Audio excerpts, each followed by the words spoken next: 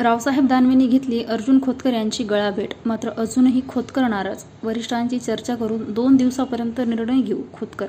खोतकर यांच्या निवासस्थानी दानवेंनी घेतली भेट. अर्जुन खोतकर दिसत नव्हते दानवेंच्या निवडणूक प्रचारात. अर्जुन खोतकर दानवेच्या कार्यपद्धतीवर नाराज. आज सकाळी दानवेंनी घेतली खोतकरांची भेट. जालना लोकसभेचे महायुतीचे उमेदवार रावसाहेब दानवे यांनी आज भल्या पहाटे शिवसेनेचे शिंदे गटाचे नेते अर्जुन खोतकर यांची गळाभेट घेतली आहे. मात्र त्यानंतरही अर्जुन खोतकर नाराजच आहेत. अर्जुन खोतकर यांच्या जालन्यातील घरी बऱ्याच कालावधीनंतर ही भेट झाली. लोकसभा निवडणुकीची रणधुमाळी सुरू झाल्यानंतर देखील खोतकर हे दानवे यांच्या प्रचारात दिसत नाहीत. गेल्या काही दिवसापासून खोतकर हे दानवेच्या कार्यपद्धतीवर नाराज आहेत. मात्र अखेर आज दानवे यांनी खोतकर यांची त्यांच्या निवासस्थानी जाऊन भेट घेत त्यांची नाराजी दूर करण्याचा प्रयत्न केला. दरम्यान माझी कोणती नाराजी नसून प्रचारात उतरण्याबाबत मी 2 दिवसानंतर वरिष्ठांना विचारून निर्णय घेईल, अशी प्रतिक्रिया खोतकर यांनी या भेटीवर दिली आहे.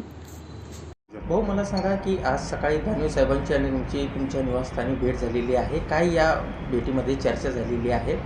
आणि चर्चा अशी सुद्धा आहे की बऱ्याच दिवसापासून निवडणुकीची रणधुमाळी सुरू झाली तरीही तुम्ही त्यांच्या प्रचारात दिसत नव्हते. आज त्यांनी काही तुमच्याकडे अशी डिमांड केलेली आहे का, किंवा तुम्ही प्रचारामध्ये उतरा वगैरे? हो, ही गोष्ट खरी की माननीय रावसाहेब पाटील दानवे यांची आणि माझी सकाळी भेट झाली. ते सकाळी घरी आले होते आणि भेट झाली. प्रचारामध्ये यावं अशा प्रकारची विनंती त्यांनी केली. मी त्यांच्याकडून अवधी मागवला 1-2 दिवसाचा. मला वरिष्ठ पातळीवर या ठिकाणी या संदर्भामध्ये बोलायचं आणि आमची चर्चा चांगली झाली.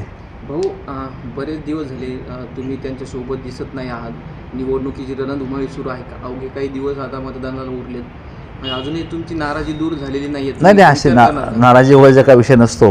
मला पक्षाने जबाबदाऱ्या दिलेल्या आहेत. मला वाशिम यवतमाळ दिलं होतं, मला आता संभाजीनगर दिलेलं आहे.